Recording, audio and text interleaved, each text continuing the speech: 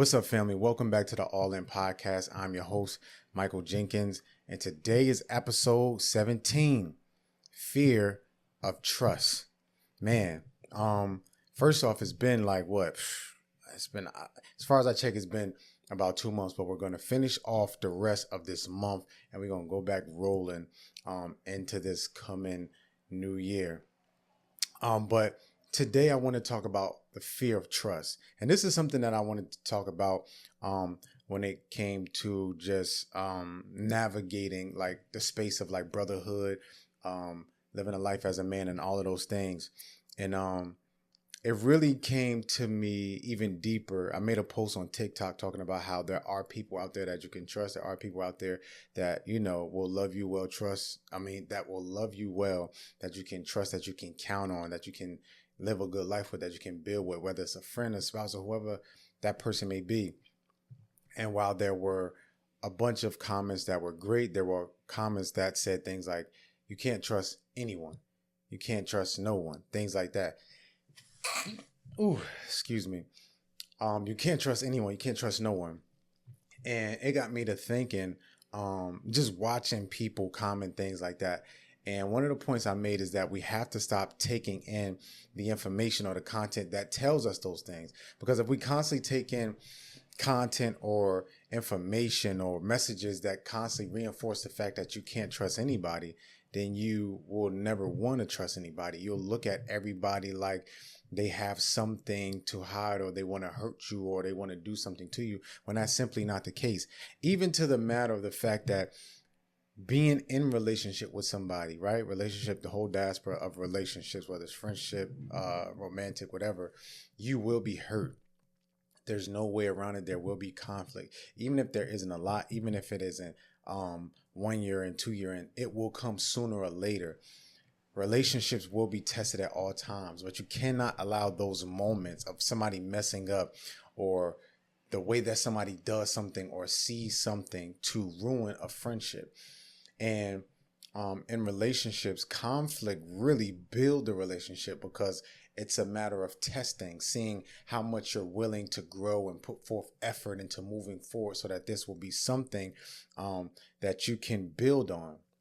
I'm trying to think of the main thing that's really said when it comes to the fact of relationships, when you butt heads, or that iron sharpens iron. You're building something. It shows that you're not willing to easily quit or give up, or you really care about this person. Now, if it's something egregious or crazy, of course, then you might want to take a step back and assess, is this something that I want? I don't think I want this, or maybe this wasn't that bad. But sometimes you have to go and have a talk, or just hash things out, or take some space. Sometimes some friendships, some people are apart for a year or 6 months or 3 months or 2 months or a few weeks before they get back together, and they realize, man, that was stupid. That was dumb. Right. But there was a young lady who said, no, you can't trust anyone. And there were some people that were agreeing with her. And again, that was her reinforcing the point of, you can't trust anybody. So she's believing that she can't trust anybody. And the dangerous part about that is, if we're honest, we really feel like we can't trust anybody because of the hurt and the pain that we have been through by the hands of others. Whether it was a teacher, a friend, a parent, a grandparent, a cousin, whoever it was, whether it was your closest friend, best friends that humiliated you, whatever the case may be, if somebody did something to you, said something to you, or even if it has been a plethora of friends or people that have disrespected you or just not have handled you well, trust me when I tell you, I know all too well about that. I have had many people that I have called friends, or people that I was close to, and I would literally watch them do things in front of my face or around me, and I would always overlook it, because what do we say? Nah, they didn't mean that.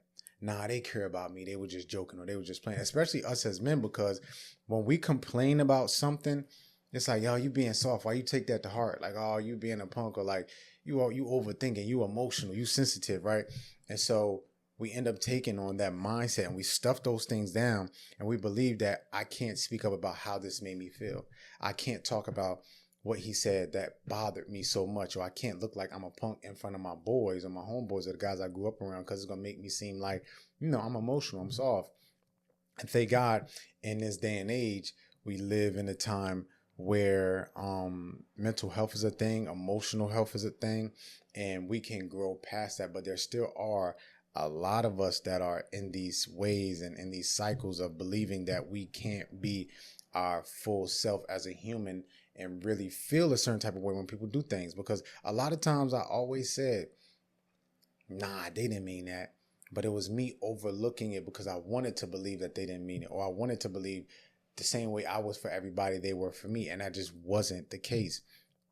And so, truth be told, the way we get to not wanting to trust anybody is that we have been through hurt and pain by the hands of others. And truth be told, we ourselves, no matter how trustworthy or great we think we are, we have mishandled people in ways, whether we have known it or not. Whether it was a situation, whether it was something we said, whether it was how we reacted or how we handled a situation, there were ways that we hurt people. It's just natural. Everybody is different. Everybody handles things different. Everybody has grew up differently. And so people don't see things the same. People have different levels of sensitivity and understanding and how they see the world. And when it comes to relationships, we have to understand that we are all different. What make you tick might not make me tick. But if I care about you enough, I can assess like, listen, I need to work on this because I know how my friend or my family or my partner feels about this. But then there are some things to where also you might be a person that just needs to work on emotionally regulating yourself, because you can't expect the world to revolve around everything that bothers you or annoys you or makes you mad or upset, because that's just not the way that life works. Because if you can do it in a business setting, a corporate setting, a professional setting, or a setting where you just need to keep things together, you can do it in a setting where you don't have to constantly chop. I don't know, that might sound a little crazy, but chop off the heads of people around you that love you to make them constantly, because that's sort of emotional manipulation. Even if it's subconscious, you want everybody to twist and bend to the ways of how you feel, what you feel, when you feel it, just so that you feel that you're all right. But you need to do the work yourself so that you can regulate yourself without constantly having to be on everybody about how you feel about a certain thing, because it's just not healthy, right? And some of us, we have to learn our level of sensitivity and see, oh, I'm actually more sensitive than I thought. Like for us, a lot of us men, we seem like we're angry. We seem like we're mad. Truth be told, you might be more of a sensitive person than you allow yourself to think or believe. A lot of men might be more sensitive than they actually know that they are. And once you get to that point of understanding who you are, not worrying about what somebody has to say, what they want to do, or how they want to spend something, you can realize like, yo, like I'm a sensitive person. I get bothered by things easily. I don't need to check you on every little thing, but I'm going to tell you some things that you might do or say that I don't like or that hurt me. But then there are other times where things happen or a situation plays out where I don't have to always speak up on every little thing, because everything doesn't have to change just because I feel a certain type of way. I need to learn how to navigate through life, through my emotions, through situations, through friendships, without going crazy over every little thing. And so, like I said, myself, I've been through so many different situations with so many different people, believing that they meant good or believing that they wanted better for me or cared about me how I cared about them. And that just wasn't the case. And it was, of course, heartbreaking. And it was, it was bothersome because you believe that these people are for you, and they might be for you at up until a certain extent, or might not really be for you at all. They just like having you around, being around you. And that is something that really hurts. And it was something that I was pondering on, because, what I was thinking about was that it's not that you can't trust anyone. It's just that you can't trust everyone. And you have to know the difference. One way is saying I can't trust nobody. But that is how you block your blessings, because there are people out there that want to bless you, that want to help you, that want to be a good friend to you, that want to be a good spouse to you, that wants to be somebody that handles you well in life and cares about you, and they love your personality. They love being around you. But you'll never be able to fully grasp it or even touch it if you don't allow yourself to be open to the risk of hurt. And that's hard, because nothing in life is going to just always come easy. whether it is business, whether it is sport, whatever the case may be. There are going to be some ups and downs. There's going to be some disappointments, some headaches, some frustrations. But you have to realize, in order for me to get something good, I have to be willing to risk myself to be disappointed or not get what I want initially, or for things not to pan out how I expected them to be in the first place. And once you make that decision, then you can move forward amicably. You can move forward, and you can understand that this is life and this is how life works. The Bible even says that guard your heart with all due diligence, for out of it flows the springs of life. Right? You want to guard your heart. You don't want to gate. You want to guard it. That means not everything can get in. So that means even when you're risking something, you still are at a place where you're assessing, should I trust this person? Let me pay attention to how they act or what they said or how they treated their friend. Why would they be a better friend than me when they did that to their best friend, or they did that to their mother, or they did that to their father, or they did that to their cousin? Sometimes we think we're the exception. I'm their bestest friend ever. They'll never do that to me, or I'm the closest one. Pay attention to how people work. Because I've been in that position thinking that, hey, they're not going to do me like that. They might have did this person like that, but they're not going to do me like that. And what made me think that? Because at this moment, we're in a good position. At this moment, our relationship is very swell and everything is good. And our connection is like this. But then sooner or later, who they are or how they operate comes out. And they have their own issues, whether it's rejection, frustration, whatever the case may be for that person, right? They go through their own issues, and a lot of times we don't understand that the way that people act or some of the things that they do is because of their own issues within themselves, right? And even though it's not your fault, we really just have to pay attention to how people operate and just stop trusting and believing every little thing. Because I know I'm a person that likes to trust. I'm a person that likes to give people chances and like to believe the best about everybody. But we have to watch and assess and pay attention, because a lot of us men need brotherhood more than we think. And we like to be lone wolves, and it's just not it's really not the best way to live. There's so much more life to live when you have a brother who can be there for you, encourage you, pray for you, open up doors of opportunities for you, right? That is not going to let you just lay down and die, or is not just going to leave you hanging and leave you dry. There's so much to get out of brotherhood and growing with men around you, but you have to shed and let go of that barrier of always feeling like you can't trust people. We need to get to a place where we learn how to assess who to trust, who not to trust, what's important, what's not important, learning the character of somebody and paying attention to their habits. And sometimes you have to assess yourself, because we always like to say we're so trustworthy, but maybe it's some things in you that you think that are very trustworthy, or you think that you're perfect, or you got it all planned out. But sometimes you need some work too. Sometimes you need to learn how you talk to people. Sometimes you need to pay attention to your tone or how you treat people, because you might treat this person great, but there's another person you probably might not treat the best. But you don't even understand that, because you're going through the motions of life and it's regular. And sometimes it happens even to the best of us. Matter of fact, it happens to everybody, even the best of us, right? But we have to get over the fear of trusting people around us, right? Whether that's brothers, whether that's a friend, whoever it may be. And you'll see how rich life will be when you have relationships where you can trust somebody and grow with somebody and want to live a life that is surrounded by people that actually care about you. Community is so important. There's nothing like being surrounded by people who actually care about you, who want the best for you, who want to grow with you, who want to see you grow, who won't hold you back and feel like you can't be better than me, I could be better than you, and you can only go but so far. It's a different type of life, I'm telling you, because I've been through many of those things myself, and I know what it's like to not have people that really want to see you win, or really want to see you grow, or want to grow with you in certain ways. And so that's really the message for today. We really got to get out of our heads and get, a lot of us have undealt with trauma and things that we have went through that won't really allow us to live a life where we trust people or give them the benefit of the doubt, or begin to start seeking out friends or relationships that will be something really good for our life. But we have to take those steps to allow ourselves to, be hurt. And I know that sounds crazy. I know it's like, what?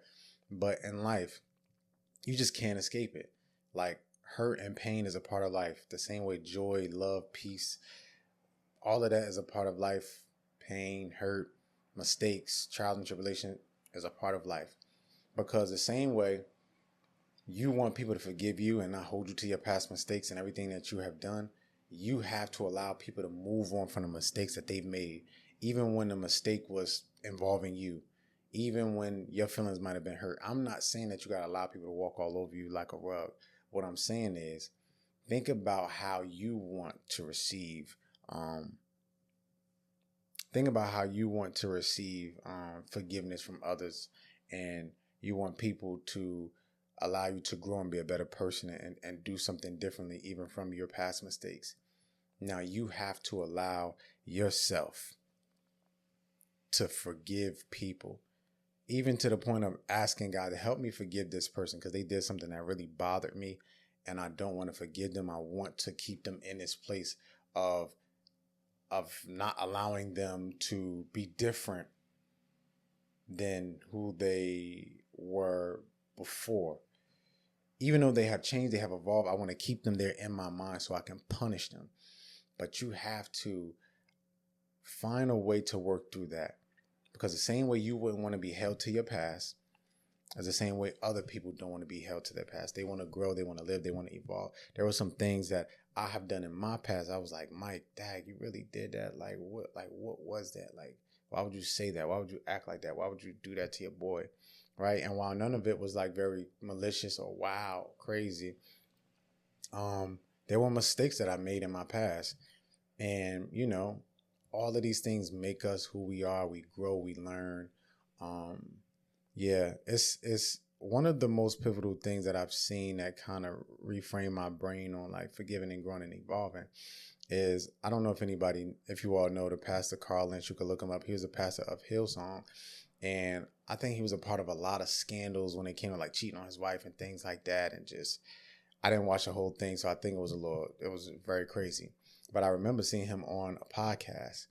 And when I was watching him, immediately the thought came to my mind, maybe about 5-10 seconds in, like, yo, wasn't you just like wilding, doing all this stuff? Like, how you up here just like doing whatever you're doing? Like, what's going on? Like, how are you up here talking and teaching and all that stuff?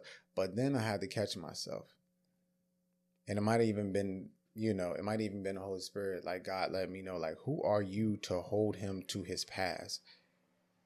Who are you to say that he's not forgiven, that he can't move on and grow and be different now? Like, who's to say that he can't be in this place? And I was just blown away. I was like, whoa, that is so true. And I believe ultimately it was God, but it was something that really came to me, and I was pondering on that, because it was like, who's to say when he's now forgiven or when he's now free from his past? Right? And it's the same thing. Like I said, we want to hold people's feet to the fire, but we don't want our feet. We want to hold people's feet to the fire, but we don't want our feet held to the fire. No, please, no, forgive me. Just it's in the past. So why do you now have to hold somebody else to that past? And that is something that I really feel like will be etched in my mind till the day that I die. And even with his situation, I remember hearing him speak. And he was exuding so much power and wisdom and grace and peace. Like, just hearing him, you can tell he's a different person. You can tell he has changed. You can tell he has grown and evolved. You can tell that old pastor Carl Lynch is not the man that is sitting before you today. He's a totally different person. You could tell the man has just been sitting with God and dwelling and being with God. Just through the screen, he's exuding so much wisdom and grace and peace, and just like, it's very genuine. And it just, I don't know, that's just me personally. I was just kind of blown away sitting there watching that. But that is the episode for today, episode 17, Fear of Trust. Let go of your fear of trusting people. Ask God to help you grow and mature and build to a place where you can let go of that fear and begin to trust people, and even allow for people to trust you if that's the case, if that has been the case. So that's it, family. Until next time, I'm your boy Michael Jenkins. This is All In Podcast. Peace.